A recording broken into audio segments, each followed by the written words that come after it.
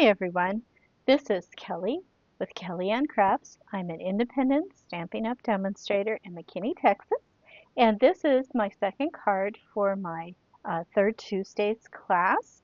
And if you've already watched the live, this is the follow-up so that you can create this card on your own. I am using Changing Leaves. This is an online exclusive and it's a bundle, and I think it is a fabulous bundle. There's so much you can do with it. Well, it's leaves, and a lot of people think of the different colors of leaves for fall. This could be used year round. Think of those light greens that come out in the spring, or it's just got so many wonderful uses. So let me show you. The bundle itself has has the stamp set and a hybrid emboss, and then folder, and then it comes with the um, the dies. This die cuts out while you're embossing. Absolutely wonderful um, situation there. I really like that. These are just some flourishes that you can put on or for sentiments. But let me show you how this works with the embossing folder. Let me pull it out of here real quick. And I'm not going to actually emboss right now, but this particular die actually kind of just fits right on there. And when I was doing this, I was putting in a 6x6 piece of paper and then folding it and running it through my cut emboss machine. Now, obviously, this scrap paper is bigger. And when you run it through, it embosses the paper, plus it cuts out these three elements, leaving you with the side elements for you to use for something else. You don't have to use the die with it. You can just emboss and then cut it up to be used on a card front for texture. But I wanted to show how that fit together. I think it's ingenious. I love it. It's a 2-for-1, speeds up my crafting and lets me be creative quicker. This is how I store my dies a lot of times, is inside with my stamps. And you will also note that I have this letter system, and I'll just explain it. The O means it's online. D means there's a die, and E means there's a embossing folder too. So I know that these three things go together. And then if you saw on my embossing folder, I've got a die and stamp on here again stating that it's online. That way I can make sure I'm keeping everything together. So let's look at the card we're going to make today. I think this is just fun. It's using the iconic Celebrations designer series paper as a background and creating these beautiful fall leaves with a little note and a little bit of baker's twine. On the inside, I took some of those scrap leaves that were there. I colored them also, um, and and did that for my inside. For my envelope, I just took the stamp and stamped the maple leaf in the pecan pie. So the biggest part of this one is, well, let's see what's in here. What did you get? What did you get with this? Okay, you've got a couple pieces in here that are for your sentiment. Um, you can do a totally different sentiment. I chose one from the stamp set. I chose this one here, a little note to brighten your day. Um, but you could use a hello, you can make it a happy birthday, whatever you want. I gave you some chances to do that with. You have a maple leaf that is embossed and cut out. You have a regular leaf and 5 leaves, and then a 3-leaf one. You will have your bow. You will have some extra pieces of the embossing. And we're going to color these too and fussy cut them out so we can decide if we want to use them inside our card. And you'll have your designer series paper and your inside piece that will get decorated. This card is base is 11 inches by 4 1/4, and it's scored at 5 1/2. This card is going to be in a portrait style, opening up like this when we are done. So this part is very quick and easy, so I'm just going to set it aside. The part that takes a little bit of time is just deciding the colors you're going to make your leaves. And I'm going to put my bow in here before I lose it, and my sentiment pieces over there. And I take a piece of scrap, and for me, fall leaves have got more than one color. They're not just all orange. They're speckled with other colors. You've got opportunities here that are just amazing. But the colors I'm choosing to work with is pumpkin pie, garden green, and cherry cobbler. Okay, and I'm going to be using blending brushes. So I have a green one, an orange one, sort of, and a red one. And I just have to decide, I'm going to start with my maple leaf so you can see how I did my maple leaf. Um, so I'm going to take some red and I'm going to come from outside and I'm just going to go, this happens to be beige paper, by the way, and I know that seems funny not to use a um, a white, but I didn't feel that white was necessary. And now I'm going to come in with some pumpkin pie. And again, I'm just coming over it. And as you can see, as it's starting to blend, it's changing those colors a little bit. Okay. And let's see here. You are going to get a little bit of ink on you, even using the blending brushes. I'm just going to say that so that you know that I've got some good orange in there now.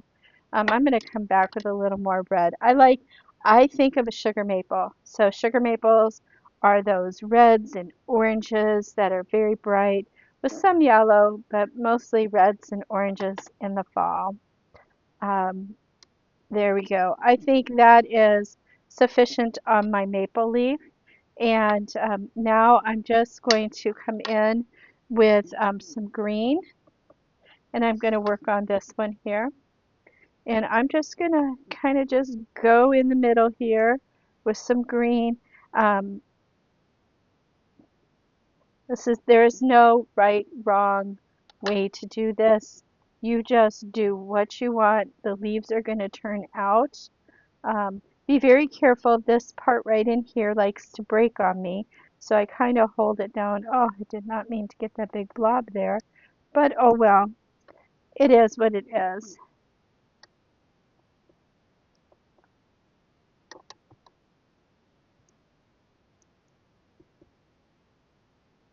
And I am going to put just a smidge of red in here.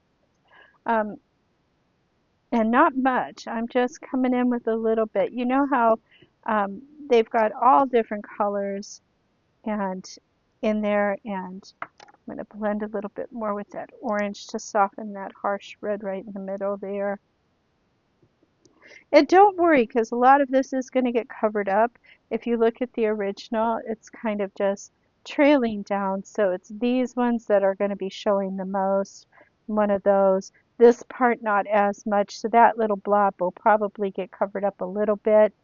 Um, so let's see. I want a little bit more orange in there. I want it a little more vibrant. I'm going to bring some more green in. Like I said, these are leaves. They're gonna look what like they're gonna look, and there isn't gonna be um, a lot in there that you can change. The leaves, when the chlorophyll starts going out of the leaves in the fall, they go out in multitude of colors. You'll see browns, you'll see purples, you'll see reds. Um, you'll have some very beautiful colors to work with. I think that's good enough for that one. And then I'm just going to color this with some red and orange. Red. And I used beige so that I could have a little bit of a brown undertone in there, a little bit. So the key is try not to uh, mix up your brushes. And I'm getting a little bit on me, but if you get any ink on you, just remember hand sanitizer is your friend. It is your friend. It will take the ink off your hands rather quickly. So there we have those there. Now, um, in in my original, I have some of these leaves that are in green.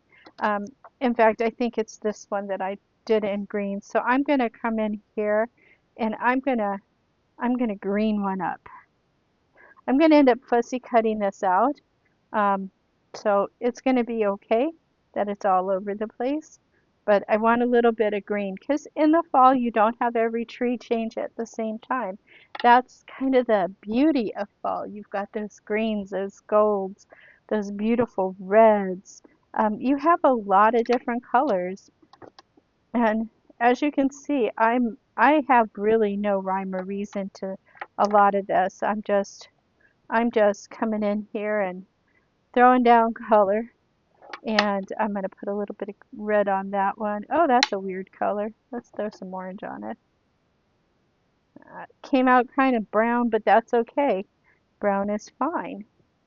So I have those pieces there.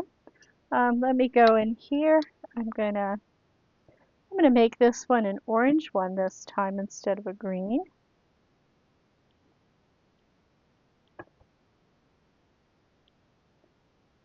And hopefully, I'm sorry you're watching all this coloring, but at least you can see oh, that's me going into the wrong color.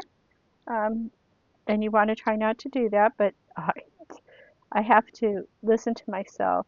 There, that's kind of cool looking there. Let's do an orange over here. I'm just going to do some quick ones. At this point, I'm just doing quick because we're going to fussy cut these out. And I might just have to make the video either speed up here or do something different.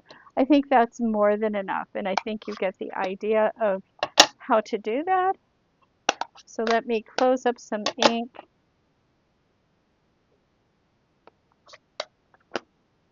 Before I wear a bunch of it.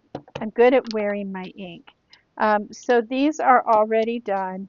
I'm going to fussy cut this out. Let me get my scissors, my snippies. And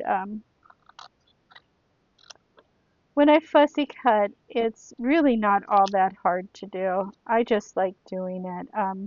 So I just hold the paper, or my scissors are steady.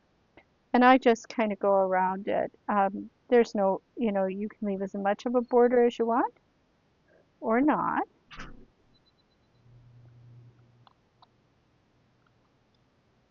And if it gets clunky, I just chop it off. I'm not too worried about it.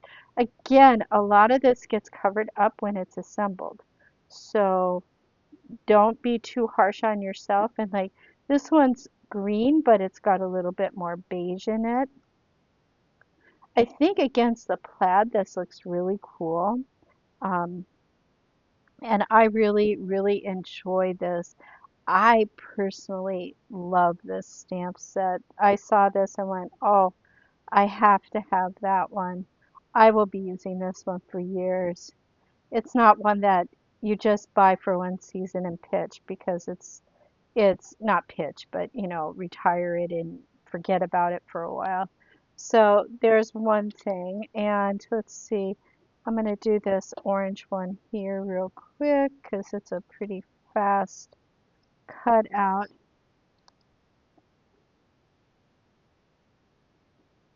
And in my studio at this time, I have one of my dogs that has decided to come and breathe heavily on me because there is rain in Mississippi. Now, I know that sounds really funny, but Draco seems to have a fit when there is rain anywhere within, 1,000 miles of him. So when that happens, he comes up and joins me in the craft room. And sometimes he nudges me. Right now, he can't get too close because I've got my foot elevated on another chair while I do my videos this morning. It's always fun to do videos with one foot elevated.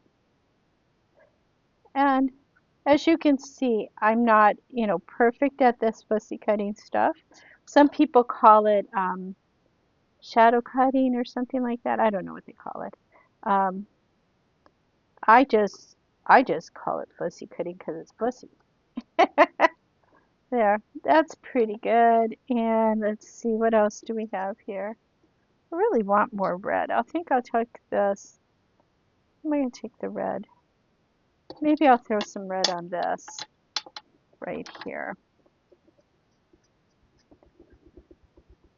And if you've got these and they've been sitting for a minute, if you want to reactivate them, just blow on them, like huff on them like you do a stamp pad. And then, look, it refreshes it so you can use it. I'm going to cut out this right here. That's what I'm going to do, and I wanted some red. And this was an easy cut.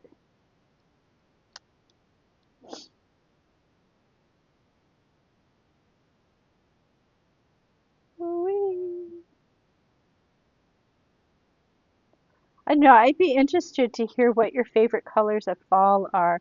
Um, you know, I'm from the upper Midwest originally, and so I'm used to seeing all the beautiful fall colors. And in Texas, they kind of hit here. I think some of the prettier ones hit in November, but that's good. I think we've done enough with that. Um, I'll put all the rest of this over to the side and we will get to making our card. First, we're going to stamp our sentiment and everything. Now, I actually stamped my sentiment on another piece of paper already, so I'm just going to go with that, and I'm going to cut that out. Now, here's something I do. I'm going to bring in my trimmer for you. Is this is not straight. You can see that it's not straight. It's crooked. So what I do is I come in here and I line up the bottom of what I've done with this part of my trimmer, okay? And let me hold that down and I'm just going to trim that, okay? So I've trimmed it that way. And for whatever reason, the trimmer, I have a brand new blade in there, but for whatever reason, it wants to kind of fray, but that's okay. We'll be all right with it. And then I'm going to cut this straight here, okay? Straight here on the 1/2 inch line. And that's not enough room for the sentiment. So I'm going to bring it up 1/8 of an inch and try to keep it very squared to that 1/8 of an inch. And that doesn't seem right either. Okay, maybe it's 1/2 inch this way. Ah, I think it is 1/2 inch that way. There we go. Okay, so I've got this line and this line are straight. So now I can come down into here and I will hold it on there straight. And I will take a snip off the one side, keeping it straight here on my line. And I will nip it up there. Don't you love that? Two little things. And now that's perfectly straight. It looks a little roughed up. And I don't know if it's the paper or the humidity or why, but if that happens, you can do a couple of things. You can take and just come through with your snips and just run it along the edge and it'll take off those little frayed pieces. You can leave them if you don't mind them. I just trim them off a little bit. There we go. Let's get that out of our way, that out of our way. Here's the card we're making. So let's put this baby together. I'm going to move those. And it's pretty fast at this point. The longest part was the coloring. And so this can go on with our seal. And if you know me, I do my little Barnyard Z. Barnyard Z works for me. and it's about 1/8 of an inch. So this designer series paper is cut at 4 inches by 5 1/4. There you go. That's the hard part there. And let's put this on the inside. Again, I'm doing my lovely Z. Ah, trying to stay in the camera is always good, especially if you guys are trying to follow along with what I'm doing. Here we go. Boop. Okay, now we just have to decide where we want stuff. So um, I am going to pretty much do what I did in my first card. So I'm going to put this one down here. This one's going to go on top like that. This one is going to go probably right there to cover up the rest of the twiggy parts. And then my sentiment will go there. Now I do glue these down because it makes it easier. That glue's not open. Let's try one of these. And I'll tell you, I don't get glue everywhere. Sometimes glue just doesn't want to come out. I kind of go right on those tips, a little bit in here and a little bit on the end. Don't get too nuts with it. It's okay. And then I'm going to bring this down and I'm just going to set it down on my paper. Okay. You're going to have plenty of dimension with this once it's all put together with all the layers and everything. You don't really need to get too nuts with trying to layer it up any other way. Okay. And then this is probably the one that I'm going to be a little bit more gluey on. Try to get it into each little bit because this is my final piece to glue down. I need a little more glue right there. There we go. So I want that to cover up my bits. Go over to there. There we go. And that goes down. So we've got the cascading leaves. And now we can put on our sentiment. Here, I was like, did I lose my sentiment? Hopefully not. It will take regular size dimensionals, but if you're feeling squidgy about it, go ahead and use the minis. It just fits in there. Again, fingers or use your pokey tool to poke and lift those off. I am going to put this right in here. And then my bow that's pre-made, I just need a glue dot. And so I kind of roll my glue dot up and I'm going to set it there. Oh, well, it just rolled away on me. I am just a comedy of errors right now. And I am going to pop that on there. Okay, and then I'm going to snip this off because it's way too long, but I just made it long to make it long. So you could make it be what you wanted it to be. And this is the Baker's Twine. It comes in a 3-pack like this. It's a natural tone linen twines, and it comes with this is like copper clay, or it could be pecan. I'm not sure, but it's a nice brown. This is garden green, and that's Night of Navy. So very pretty colors. Let's decorate our inside now. And with this, we're just going to determine, you know, of the ones that we've cut, do we want it over here? Now, I did have an extra piece here, so I could just put it down here and put another one on top like that and be done with it. I don't know. Or I think on this particular one, because I had this extra piece, I'm just going to put this in here. But otherwise, you know, what I did before was is I took these and I put them on because they were edge pieces. And I just layered up things. Now, I don't have a green one here. I probably needed another green one. for the inside. This has green in it. That's why I think we're going to go with it. So I'm going to put this on the inside and glue.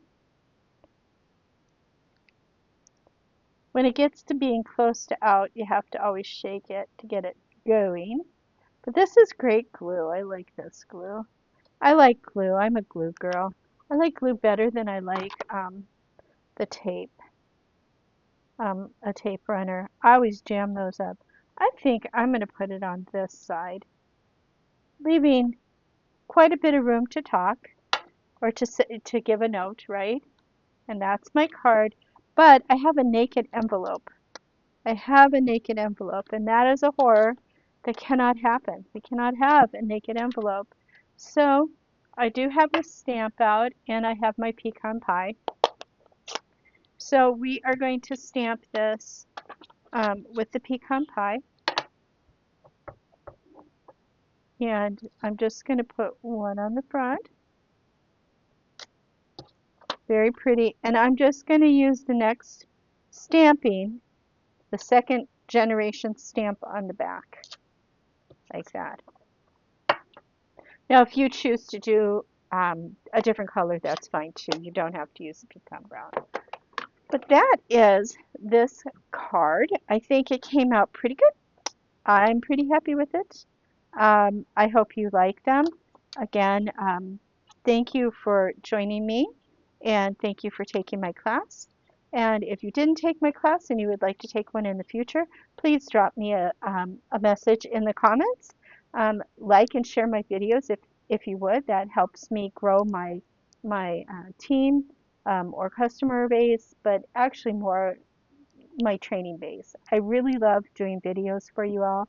So yeah, if you can share it and get more people to like it, I would truly appreciate it. Thank you for today, and you have a wonderful day. Bye-bye.